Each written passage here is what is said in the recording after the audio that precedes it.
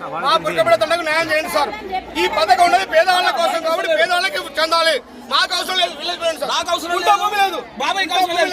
వాళ్ళ గురించి మాట్లాడుతున్నాం, వాళ్ళకి అవసరం కాదు, వాళ్ళ గురించి మాట్లాడుతున్నాం.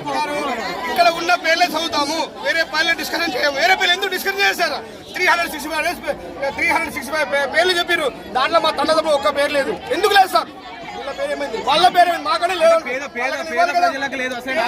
ఇవ్వాల్సింది పథకం ఈ రేవంత్ రెడ్డి గారు పెట్టింది దేనికోసం సార్? గౌరవనీయ ముఖ్యమంత్రి గారు మాకు వీళ్ళ కోసంగా పెట్టింది, వాళ్ళకి ఇవ్వాలి కదా. అన్ని ఉన్న వాళ్ళకి ఎందుకు ఇస్తారు సార్? 100 సార్లు పేర్లు. అందుకే మాకు న్యాయం కావాలి.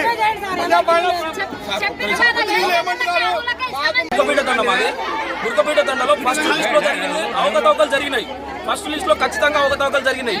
నిజంగా మీరు నిజంగా చేసినట్లయితే, నిజంగా క్షేత్రస్థాయిలో అది జరిగినట్లయితే వీళ్ళకి రావాలి. వీళ్ళకి ఒక గుంట భూమి కూడా లేదు. వీళ్ళు ఫిజికల్లీ హ్యాండిక్యాప్డ్, వీళ్ళకి కూడా గుంట భూమి లేదు. మీరు నిజంగా క్షేత్రస్థాయిలో జరిగినట్లయితే మరి వీళ్ళకి ఎందుకు రాలేదు? ఇట్లా చాలా మంది ఉన్నారు, వీళ్ళిద్దరే కాదు చాలా మంది ఉన్నారు. వాళ్ళకి రాకుండా ఫస్ట్ లిస్ట్ లో అసలు ఎవరికి భూమి ఉన్న వాళ్ళకి ఇచ్చేది, ఇండ్లు ఉన్న వాళ్ళకి ఇచ్చేది. నువ్వు బా క్షేత్రస్థాయిలో ఇప్పుడు ఫస్ట్ లిస్ట్ తీసుకొని బుర్కపేట దండకు పోదాం. అక్కడ నిజంగా వాళ్ళు నిరుపేదలు అయితే, నిజంగా వాళ్ళ గుంట భూమి లేకపోతే వాళ్ళకి దానికి మేము ఒప్పుకుంటాం. కాకపోతే మీరు అసలు చేసేది ఏంది? ఎవరి కోసం ఈ పథకం పెట్టింది? ఎవరి కోసం?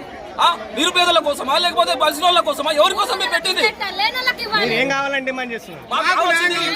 మాకు కావాల్సింది ఒక్కటే సార్, నిజంగా ఆ పథకం ఎవరైతే అర్హులు ఉన్నారో ఎవరి అసలు ఆ పథకం అనేది దేని బేస్ చేసుకుని చేసిరో దాని ప్రకారం, ఆ రూల్ ప్రకారం పోతే మంచిది సార్.